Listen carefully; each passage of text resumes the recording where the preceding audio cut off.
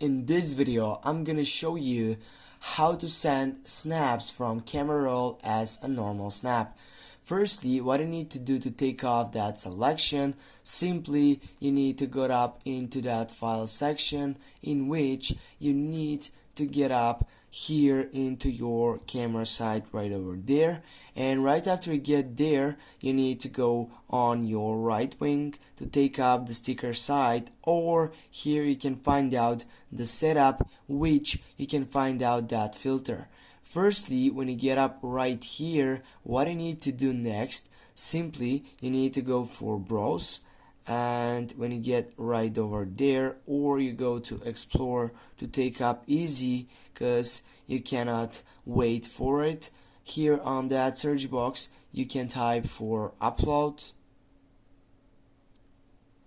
and when you get that community lenses site, yeah, here it is, just tap on it, and right after that guys, you can simply go again on that site and find out the photo which is related into your site. And when you find out that selection, what you need to do next, simply you need to tap on that site and then go send to, and with this guys you can send it wherever you want, on which site you want.